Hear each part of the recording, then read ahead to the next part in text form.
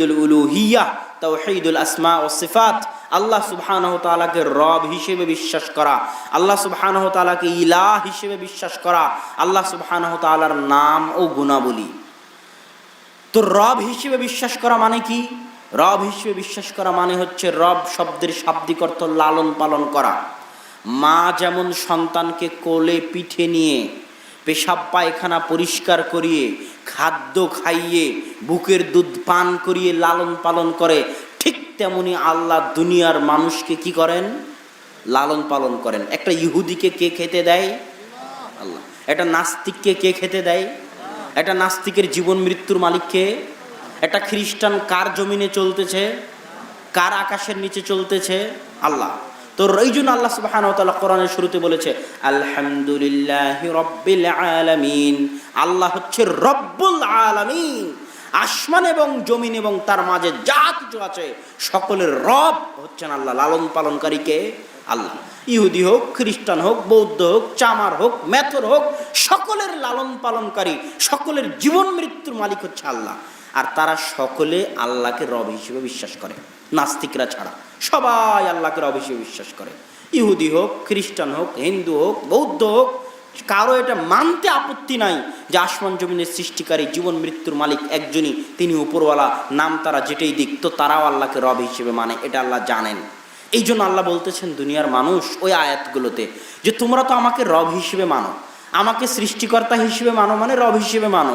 ফসল উৎপাদন করি মানে আমি রব, আমি বাগান উৎপাদন করি মানে আমি রব, কিন্তু তোমরা আমাকে ইলাহ হিসেবে কেন মানো না বলো তো?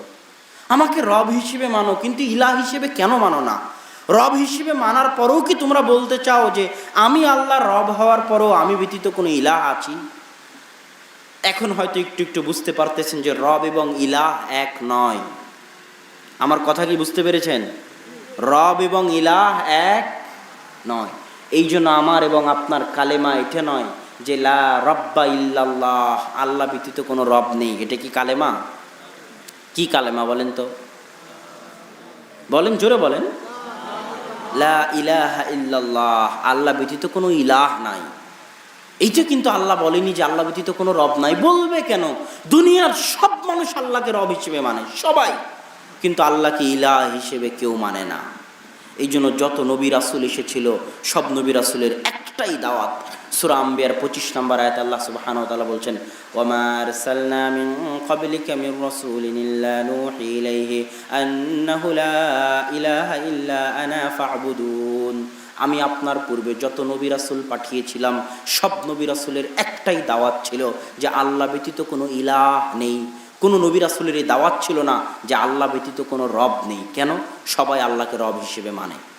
তাহলে এখন প্রশ্ন যে আপনি এতই যখন বুঝাতে চাইলেন যে আমরা আল্লাহকে রব হিসেবে মানি কিন্তু আমরা আল্লাহকে ইলাহ হিসেবে মানি না, এবার একটু বুঝিয়ে দেন যে ইলাহ কাকে বলে।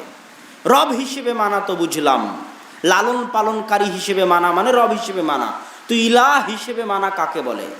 ইলাহ শব্দের শাব্দিক অর্থ হচ্ছে মা'লু, বিপদে আপদে পড়ে, দুঃখ কষ্টে পড়ে, সমস্যায় পড়ে আত্মা যার দিকে ফিরে যেতে চায়, আত্মা যার কাছে আশ্রয় খুঁজতে চায়, আশ্রয় প্রার্থনা করতে চায়, তাকে আরবিতে বলে ইলাহ। ইলাহ থেকেই আল্লাহ। এখন আপনি আল্লাহকে রব হিসেবে মানেন, বিশ্বাস করেন যে আল্লাহ সুবহানাহু ওয়া তাআলা রব, কিন্তু যখনই অসুখ হলো তখন তাবিজ ব্যবহার করতে চলে গেলেন। তার মানে আপনি আল্লাহকে ইলাহ হিসেবে বিশ্বাস করেন না, আপনি আল্লাহকে রব হিসেবে বিশ্বাস করেন। আমি জিজ্ঞেস করলে আপনি বলবেন আমার জীবন মৃত্যুর মালিক আল্লাহ, সৃষ্টিকর্তা আল্লাহ, খাওয়ায় আল্লাহ, পড়ায় আল্লাহ, কিন্তু যখনই সন্তান হচ্ছে না চলে গেলেন শাহজালালের দরবারে। তার মানে আপনি আল্লাহকে রব হিসেবে মানলেও আল্লাহকে ইলাহ হিসেবে মানেন না। এইটা হচ্ছে ইলাহ হিসেবে মানা। ইলাহের একটা হক আছে, অধিকার আছে। কেউ অত সহজে আল্লাহকে ইলাহ হিসেবে মানতে পারবে না। এই জন্য সেই যুগে যখনই রাসূল সাল্লাল্লাহু আলাইহি ওয়াসাল্লাম বলেছিলেন লা ইলাহা ইল্লাল্লাহ, তখন কাঁপাকাঁপি শুরু হয়ে গেছিল। আজকেও যদি কেউ আরবি ভাষার উপর জ্ঞান হাসিল করে, আজ থেকে 1000 বছর পরেও যদি কেউ আরবি ভাষা শিখে, তাহলে বুঝবে যে লা ইলাহা ইল্লাল্লাহ এই বাক্যটা কত কঠিন, কত ভয়াবহ, পারমাণবিক বম। অ্যাটম বম হচ্ছে লা ইলাহা ইল্লাল্লাহ। যদি মানুষ বুঝতে পারে, অনুধাবন করতে পারে, আরবি শিখে যদি লা ইলাহা ইল্লাল্লাহর অনুবাদ বুঝতে পারে, বুঝতে পারবে লা ইলাহা ইল্লাল্লাহর অনেক মুজিজা আছে। যেমন এক, আল্লাহ সুবহানাহু ওয়া তাআলা চাইলে বলতে পারতেন যে আল্লাহু ইলাহ, আল্লাহ হচ্ছেন ইলাহ, ছোট্ট বাক্য, কিন্তু আল্লাহ সুবহানাহু ওয়া তাআলা বলেননি। কি বলেছেন? লা ইলাহা ইল্লাল্লাহ। কেন বড় করলেন? আল্লাহ সুবহানাহু ওয়া তাআলা বলতে চাচ্ছেন দুনিয়ার মানুষ ইলাহ হওয়ার যে হক রয়েছে, ইলাহের যে অধিকার রয়েছে, এই অধিকার এবং হকগুলোর বিন্দু পরিমাণ, জাররা পরিমাণ, সরিষার দানা পরিমাণ যদি তোমরা অন্য কাউকে দিয়ে থাকো, তাহলে সেই নামধারী বাতিল ইলাহগুলোকে আগে মাটির সাথে মিশিয়ে দাও। লা ইলাহা, কোনো ইলাহের অস্তিত্ব থাকা চলবে না। ইলাহের হকের বিন্দু মাত্র সরিষার দানা পরিমাণ যদি অন্য কাউকে দিয়ে থাকো, তাহলে আগে ওই বাতিল ইলাহগুলোকে মিটিয়ে দাও, মিশিয়ে দাও, ধ্বংস করে দাও, তাগুতকে পা দিয়ে পিষে দাও। তারপরে ইল্লাল্লাহ, ইলাহ হওয়ার একমাত্র হক, শুধুই শুধু, শুধুমাত্র, অনলি ওয়ান, একমাত্র ইলাহ হওয়ার হককে রাখে আল্লাহ রাখে। আপনি জাররা পরিমাণ অন্য কাউকে দিতে পারবেন না, জাররা পরিমাণও নয়। হাতের রাশি দেখাতে গেলেন, পত্রিকায় রাশির সংবাদ আসলো যে মৃষ রাশি, তারপরে অমুক রাশি, কন্যা রাশি, তারপরে সিংহ রাশি। তো ওইটা দেখে আপনার অন্তরে সন্দেহ তৈরি হলো যে কে জানি, মনে হয় এরকম হতেও পারে, আমার সাথে তো এরকম হচ্ছে। হাত দেখিয়ে যখন ভাগ্য বলল, তখন আপনিও সন্দেহে পড়ে গেলেন, হতেও পারে। যদি বিন্দু পরিমাণ অন্তরে সন্দেহ সৃষ্টি হয়, তাহলে আপনি আল্লাহকে রব হিসেবে মানেন, ইলাহ হিসেবে মানেন না। লা ইলাহা ইল্লাল্লাহ কেটে গেছে সরিষার দানা পরিমাণ। এই জন্য আল্লাহ সুবহানাহু ওয়া তাআলা বলতেছেন ইন্নাশ শিরকা লাযুলমুন আযীম, শিরক হচ্ছে মহা অত্যাচার। শিরক মানে, শিরকে ইংরেজিতে কি বলে বলেন তো? শিরকের শাব্দিক অর্থ ইংরেজিতে কি হবে? শেয়ার। শেয়ার বুঝেন না? শেয়ার করা, অংশীদার, শরিকানা, এটা হচ্ছে শিরকের শাব্দিক অর্থ। তো লা ইলাহা, কোনো ইলাহ থাকা চলবে না, বিন্দু মাত্র থাকা চলবে না। যদি দুনিয়ার মানুষ ইলাহ হওয়ার হকগুলোর বিন্দু মাত্র সরিষার দানা পরিমাণ জাররা বরাবর অন্য কারো সাথে শেয়ার করে, তাহলে সে শিরক করলো। এইটা হলো শিরক। আল্লাহর ইলাহ হওয়ার হকের বিন্দু পরিমাণ, জাররা পরিমাণ যদি অন্য কাউকে দেয়, তাহলে সে শিরক করলো। এটা হচ্ছে শিরক। কত কুসংস্কার আমাদের সমাজে আছে। হাত থেকে থালি পড়ে গেলে এই হবে, সকালে প্রথম বিক্রি বাকিতে দেওয়া যাবে না, হেন তেন, যত কুসংস্কার আছে। এই কুসংস্কারগুলোর উপর বিন্দু মাত্র বিশ্বাস করলে, ইলাহ হওয়ার হকগুলোর সরিষার দানা পরিমাণ যদি অন্য কাউকে দেন, আপনি শিরক করলেন। শেয়ার করার কোনো সুযোগ নেই। ইলাহ একমাত্র কে? আল্লাহ সুবহানাহু ওয়া তাআলা। এই জন্য আল্লাহ বলছেন ইন্না শিরকা লাযুলমুন আযীম, শিরক মহা অত্যাচার। আল্লাহ বলেননি মহা গুনাহ, আল্লাহ বলেছেন মহা জুলুম, মহা অত্যাচার, মহা গুনাহ বলেননি। কেমনে জুলুম, কেমনে অত্যাচার? আমি একজনের 10 টাকা মেরে নিলাম, অত্যাচার। 2টা থাপ্পড় দিলাম, অত্যাচার। গালি দিলাম, অত্যাচার।